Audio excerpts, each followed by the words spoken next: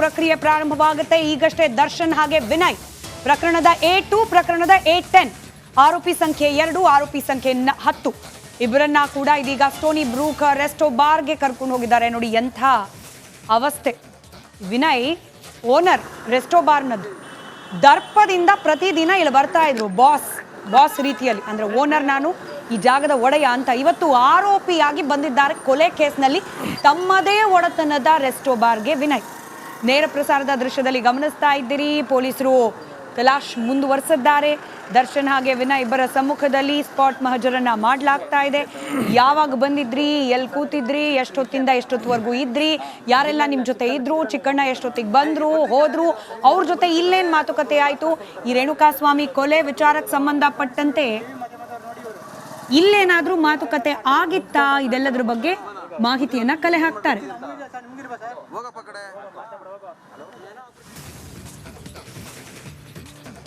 ದೃಶ್ಯಾವಳಿಯಲ್ಲಿ ಗಮನಿಸ್ತಾ ಇದ್ವಿ. ಅಲ್ಲಿ ಎಲ್ಲಿ ಕೂತು ಇವರು ಪಾರ್ಟಿಯನ್ನ ಮಾಡಿದ್ರಲ್ಲ, ಪಾರ್ಟಿ ಮಾಡಿದ ಜಾಗದ ಆ ಒಂದು ಭಾಗಕ್ಕೆ ಕರ್ಕೊಂಡು ಹೋಗಿ ಅಲ್ಲಿ ಪರಿಶೀಲನೆ ಮಾಡ್ತಿದ್ದಾರೆ. ಸ್ಥಳ ಮಹಾಜರನ್ನ ಮಾಡಲಾಗ್ತಾ ಇದೆ. ಕರೀತಾರೆ, ಯಾರೆಲ್ಲ ಕೂತಿದ್ರಿ ಇಲ್ಲಿ, ಎಲ್ಲಿ ಕೂತಿದ್ರಿ, ಯಾರು ಏನೇನು ಮಾತಾಡಿದ್ರಿ, ಅವತ್ತಿನ ಉಪಹಾರ ಸೇವನೆ ಏನೆಲ್ಲ ಮಾಡಿದ್ರಿ ಅನ್ನೋದೆಲ್ಲದರ ಬಗ್ಗೆ ಮಾಹಿತಿಯನ್ನ ಕಲೆ ಹಾಕ್ತಾರೆ. ಎಷ್ಟು ಜನ ಡ್ರಿಂಕ್ಸ್ ಮಾಡಿದ್ರ, ಡ್ರಗ್ ತಗೊಂಡಿದ್ರ, ಅದನ್ನು ಕೇಳಿದ್ರು. 100% ಇದರ ಬಗ್ಗೆ ತನಿಖೆ ಆಗುತ್ತೆ.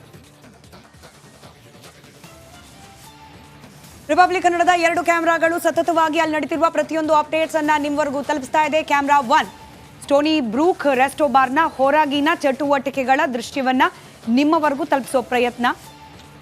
ಮತ್ತೊಂದು ಕಡೆ ಕ್ಯಾಮ್ರಾ 2 ಆ ಸ್ಟೋನಿ ಬ್ರೂಕ್ ರೆಸ್ಟೋ ಬಾರ್ ಒಳಗಡೆ ಏನ್ ನಡೀತಿರಬಹುದು ಅನ್ನೋದನ್ನ ನಿಮ್ವರೆಗೂ ತಲುಪಿಸೋ ಪ್ರಯತ್ನ. ನಡಿ, ಈಗ ಶುರು ಮಾಡೋಣ. ಕೇಸರಿಯಿಂದ ಮನೋಲ್ಲಾಸ ಮನಸ್ಸು ಮತ್ತೇರಿ ಕುಣಿದಾಡಿದೆ ನೋಡು, ಮನಸ್ಸು ಮತ್ತೇರಿ ಕುಣಿದಾಡಿದೆ ನೋಡು. ಕ್ಷಣ ಕ್ಷಣವೂ ಆಚರಿಸಿ ಕೇಸರಿ ಹಬ್ಬ. ವಿಮಲ್ ಬಾಯಲ್ಲಿ ಹೇಳಿ ಕೇಸರಿ.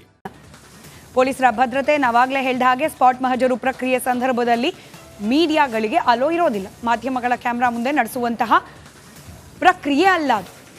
ಹೀಗಾಗಿ ಮಾಧ್ಯಮಗಳನ್ನ ಈ ಹೋಟೆಲ್, ಈ ರೆಸ್ಟೋ ಬಾರ್ ಒಳಗಡೆ ಬರದಂತೆ ರೆಸ್ಟ್ರಿಕ್ಟ್ ಮಾಡಲಾಗಿದೆ. ನೀವೇನು ಗಮನಿಸ್ತಿದ್ದೀರಿ, ಆ ಎಲ್ಲೋ ಟೇಪ್ ನೋಡಿ, ಅಲ್ಲಿ ಕ್ಯಾಮ್ರಾ 2 ದೃಶ್ಯಗಳು ನೋಡಿದ್ರೆ ಅಲ್ಲೇ ಪಾರ್ಟಿ ಮಾಡಿದ್ದು ಅನ್ನುವ ಅಪ್ಡೇಟ್ ಈಗ ಲಭ್ಯವಾಗ್ತಾ ಇದೆ.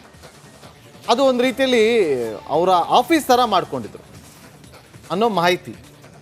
ಅಲ್ಲೇ ಪಾರ್ಟಿಯನ್ನು ಮಾಡಿದ್ದಾರೆ ವಿನಯ್, ದರ್ಶನ್.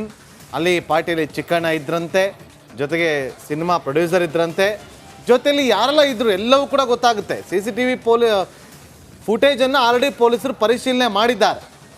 ಯಾರೆಲ್ಲ ಇದ್ರು ಎಲ್ಲರಿಗೂ ಕೂಡ ನೋಟಿಸ್ ಕೊಡೋದಕ್ಕೆ ಮುಂದಾಗ್ತಾ ಇದ್ದಾರೆ.